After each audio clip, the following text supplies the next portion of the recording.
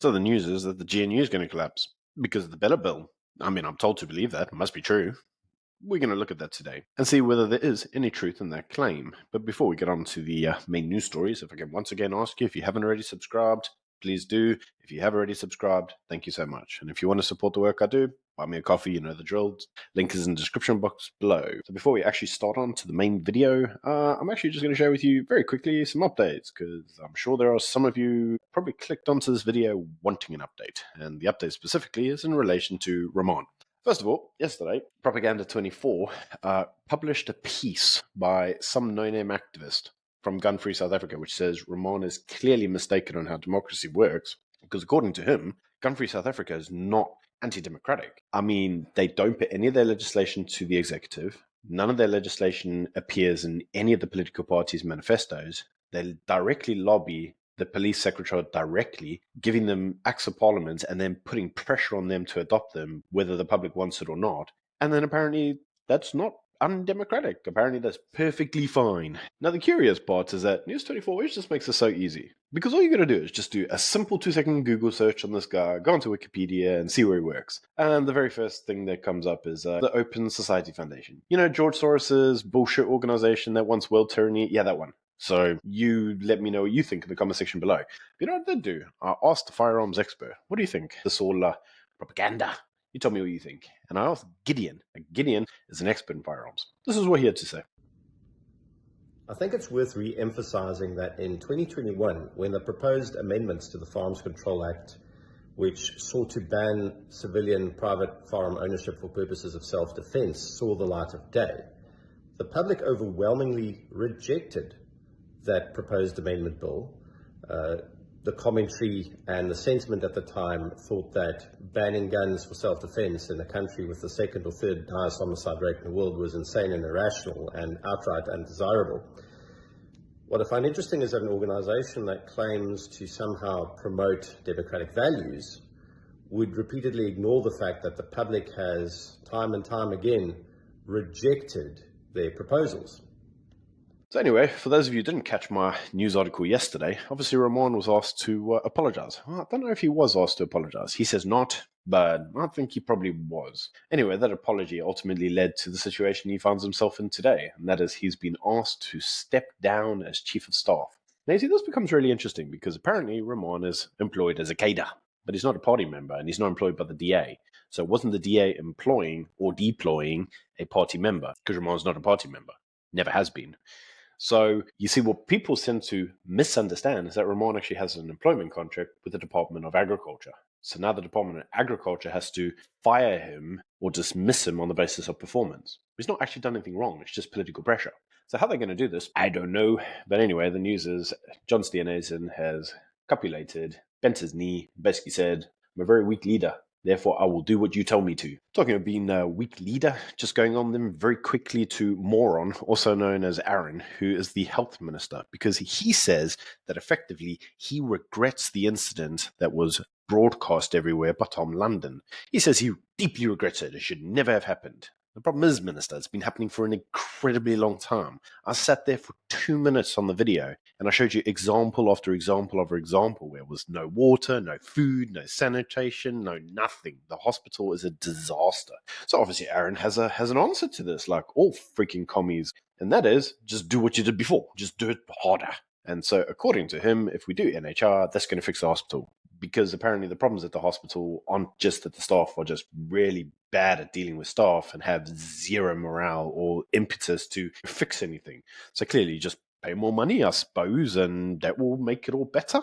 Except it won't, because we're not stupid. The minister goes on further to say, there are millions of patients out there that receive excellent treatment at public facilities. And, we're not going to say that doesn't exist. I'm pretty sure it does. Doctors, by and large, actually have a good heart. That's why they became doctors. And if they want to work for the state, their heart must be the size of a freaking planet. Specifically, as most of them could earn a better wage, probably abroad or even in private sector.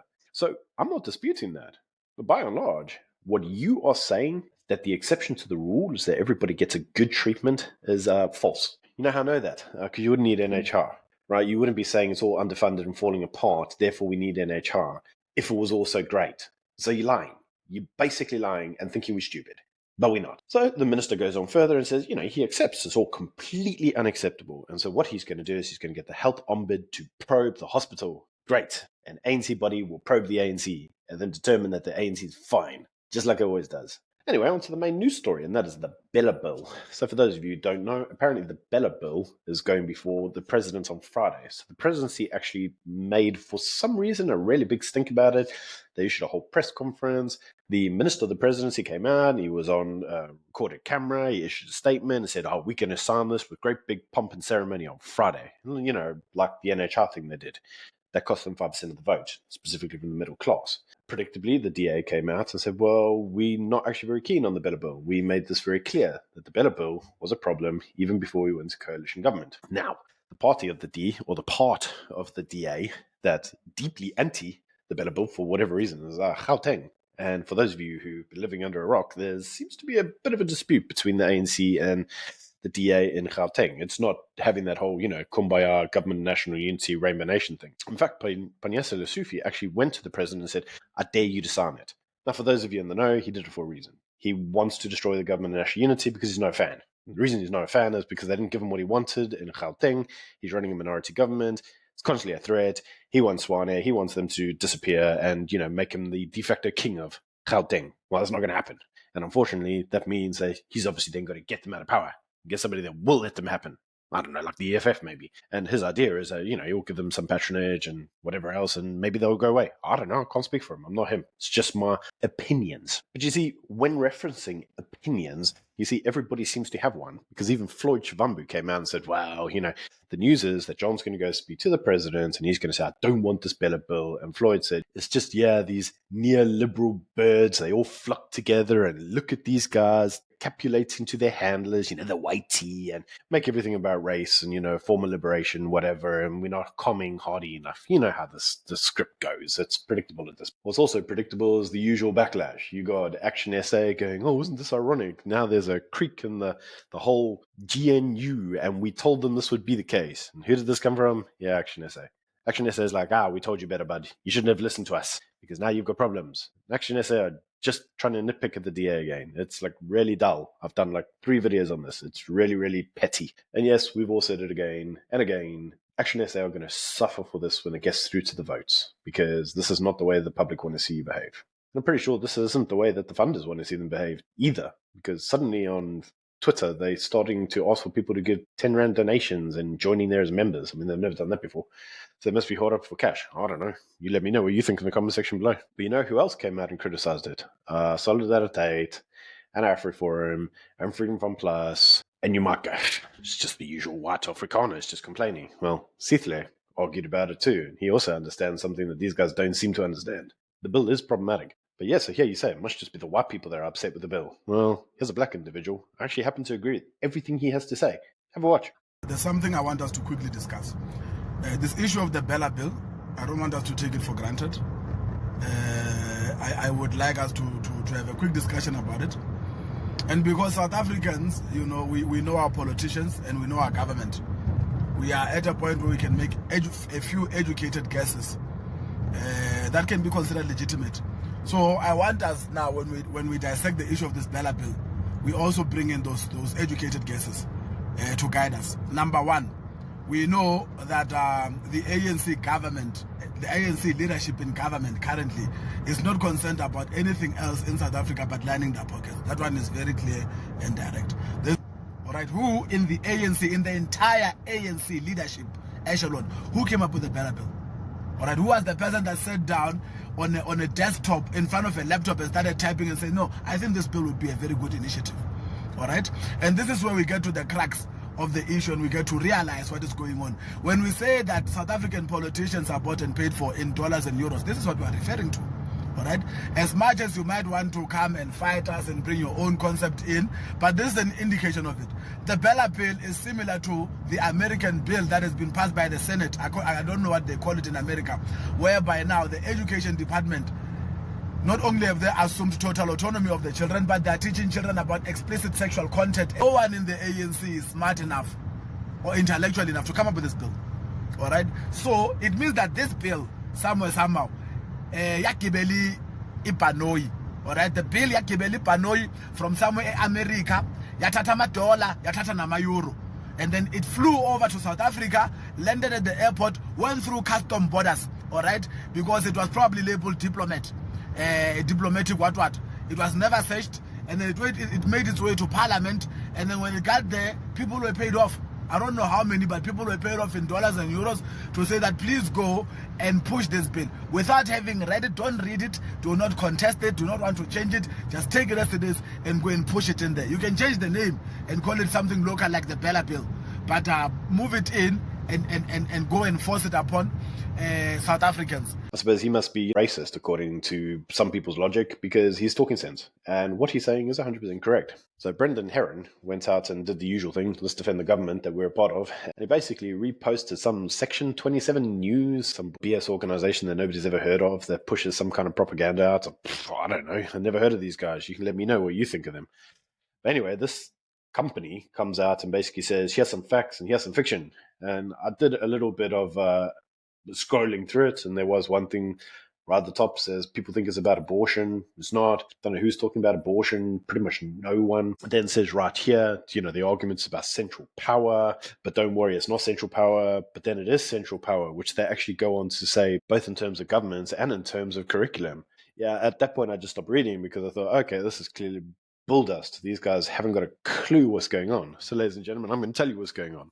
And it's actually really easy to understand. The first is that they want everybody to be made to compulsory stay in school until grade R. And you see the reason that that's a problem is because according to the DA, they don't have the budget. How the hell are they going to pay for this? The second is, it's around the language policies. You see, because what it does at the moment is that your governing board or your governing body basically says what the language of the school's going to be. And they just go, okay, well, this is an Afrikaans school, it's going to be Afrikaans. But now they delegate that power probably to the Minister of Basic Education. Hold that thought. We're going to get back to that in a second. You see, the Minister of Basic Education has the power to say, well, what we actually want, because we're all a bunch of commies, is we want majority rule, which means that if the majority of the students in the school speak Xhosa, might be an Afrikaans school, and maybe it was even set up to be Afrikaans, but, they should be Xhosa. I mean, why not? Because that's the majority of the demographics. Well, that directly threatens to put a number of Afrikaans schools at risk. That's why the white Afrikaners are so upset by it. Because what they're saying is all this is going to happen. Like they can see the logic of where this is going. And they can see that what's effectively going to happen is they're all going to say, well, you're all a bunch of minorities. And they are minorities. They're going to say, well, we have to teach in other languages. Sorry, but you can't teach in your own language anymore. Now, according to the people that say that isn't the case, yeah, they're lying. Because that very much is the case. And as we know, some of these policies sometimes aren't about equity, they're actually about revenge. Again, just my opinion. The other is, the usual stuff like prohibiting initiation ceremonies, no corporal punishment, like those things like no one cares about. One of them is actually really telling, is actually around homeschooling. So in the past, if you wanted to opt your child out of state indoctrination, you just homeschooled your child, right? I mean, that was the easiest way to do it. But now what they're saying is that you can't actually do that. Now you've actually got to get a school department to come through there, check the curriculum, sign it all off, and basically you've got to pretend like it's state school anyway. So you basically got to indoctrinate your own child. Very, very problematic. Because as I'm sure you can appreciate, there are some parts of the country that basically there aren't any schools. Like, they're very remote. That's why the kids get homeschooled. There might even be religious reasons or cultural reasons why they're being homeschooled. So you see, there is actually a part of the bill that allows the party applying to apply for an exemption. But you see, the rule of the exemption, people often don't understand this. When you apply for an exemption, there's usually two ways that it can be done. Must be given or may be given. Now, you see, if it's must be given, then I don't think anybody's going to care. They're just going to say, well, we want an exemption because we're Afrikaners, it's our culture. And then the Minister of Basic Education would just have to pass it. But if it's may be given, it's now at the form of discretion. And that's obviously where the problem inevitably comes in. Because if the discretion is like, nah, we just want you to speak in Zulu or English, and it's an Afrikaans school, then inevitably they're going to have to take the department to court. Then they're going to rely on relevant parts of the Constitution. It's very costly and it's very time consuming. Your school in that time could have significant distress, and you could obviously collapse the school through the language criteria. Now, obviously, the DA's funders were very keen to preserve their, should we say, their cultural identity. And as a result of that, the BELA Bill's always been on the cards. They don't really have a problem with the bill as such. There is other parts about the bill that are slightly more concerning, such as the fact that the Department of Basic Education could basically set the criteria that all kids must learn X, Y, Z, and the school is required to adopt that. At the moment, they don't have to do that. They can opt out of that at a local board level. They're not really going to be able to do that anymore. So if the relevant department tells you that you must teach kids certain things that you don't want to, like CRT or that, you're not really going to have a choice. And that in itself becomes problematic. Now, of course, that means if they don't want to teach them anything about Afrikaans history and they want to teach that all white people are racist, then the school can't really do anything about that. The only thing they can do is they can rely on the Constitution and forms of equality legislation. But that could take a very long time and it might not go the way that they want them to. Now, yeah, you say, well, that's very racist. They wouldn't do that. And I challenge you honestly, well, would they? You let me know what you think in the comment section below. Now, here's the problem, ladies and gentlemen. You see, because the actual person who's fighting against the bill and is actually going to speak to the president, it's actually John Steenhuisen. Because whilst he's the Minister of Agriculture, he's also the leader of the DA, technically in government, but possibly the official opposition, even though the actual official opposition is the MK party. And if you've seen anything in the local by-elections recently, the MK party isn't doing too good on the votes. They've pretty much been trashed and the ANC is regaining their votes. DA's in some areas on the increase. So it looks like the GNU is really favouring the ANC and the DA. So you see, John Steenhuisen came out and said, I'm going to go approach the president and I'm going to speak to him about this and we're going to sort it out. And he wants to do it before Friday, before the president signs it. Because he wants it signed, it's pretty much in law and now it's going to go before the courts. And the media, as usual, jumped on it and they're like, this shows you that there's a split in the GNU and John's going to have to walk away from it and he's not going to be able to be there and stay there anymore and that's the end of it. Except it's bullshit. John never actually said that. He said, I'm going to go discuss it with the president. But I found this curious because there is another minister that should be doing this. That's the Minister of Basic Education. Because for those of you who don't know, the Minister of Basic Education is a DA member. She's a DA appointee. She has the power to literally make suggestions on legislative change. She literally can approach the president directly as the person in charge of the bill. So why is she leaving it to John? And if some of you are a little bit critical, you might say, well, maybe she wants John's position. I'm saying that. Well, she says she's not. She came out today and said, it's not about me wanting John's position. I think she very much wants John's position. She says, I haven't thought about it. Yeah, you have. Yeah, you have. And it's interesting because coming back to the first story of the day, it was actually around Ramon. There's a lot of pressure coming in on the DA for Ramon to go. And they're doing it through John. Because you see, what they're trying to do is show that John is really kind of the weak part in the party, right? He's bringing the party into disrepute by his appointment. Why would you do that? Why would the party, the DA itself, put pressure on their leader to fire his appointed chief of staff? They don't need to. And why they are saying that he's bringing the party into disrepute? Because let's face it, if it's about the DA being called racist, yeah, that happens 5 times a day. Like, that's not new to you. So, what is it? Controversy? Yeah, you've always got controversy, mate. You've just had a former MMC in Cape Town, arrested for fraud. Where's that? Don't talk about controversy. So what is it? Well, I suggest that maybe it's just to make John look really weak, ready for a leadership challenge, right? And the BELA Bill is actually a prime example of this. The person that should be responsible for reporting on the BELA Bill or fighting the BELA Bill, nowhere to be seen. It's all in John's court. Why? Very peculiar. So then you got to ask yourself, well, okay, Johnny boy, what's actually going to cause the GNU to fail? And John knew that everybody's going to ask this because of the way the media has actually portrayed the whole threat to the GNU. And he basically said, here's my grounds for walking away from the GNU. The ANC's got to attempt to crash the economy, trash the Constitution, or they're going to put pressure on their promises that they promised to their voters, or they're going to undermine independence of the South African Reserve Bank or undermine property rights. Like, those are their areas where they're going to, they're literally prepared to die on. Point number 4, really interesting though, because according to other news today, the Malema Bill to nationalize the Reserve Bank, yeah, that's made a recurrence. So point 4, Anyway, ladies and gentlemen, I just think the entire thing, bit of a debacle. And I can see that there are, as Franz Cranier predicted, going to be many, many tests of the GNU. But even Franz said, they're probably not going to collapse it. There are other parties that can potentially actually push the whole BELA Bill agenda. Some of them actually possibly even more relevant than the DA itself, like AfriForum. I mean, it's one of their policies. I mean, there's Freedom From Plus, would directly impact Oranje. It would officially allow the national minister to set the language of the school being taught in. I mean, that'd be freak funny. But anyways, ladies and gentlemen, that's it from me until Monday. And I'm going to leave you, finally, with this clip. For those of you who don't know, there's an American artist called Tom MacDonald. He's great. He's really good. Comes out, he does a lot of hip-hop type rap stuff. It's all about politics. Anyway, I found South Africa's answer to Tom MacDonald. The guy's actually really good. So here's the clip. Mate, I don't know who you are. I can't give you credit for it. Let me know if you ever see the video. Put it in the comment section below. I'll hook you up. Until next time. Bye. I see people hating on my country, saying we're xenophobic. I see people who don't even know what it means to be patriotic. They want us to stay on the low when they're doing some shit in our country, I'm sorry. So when we start talking and we start attacking, they start to call us xenophobic.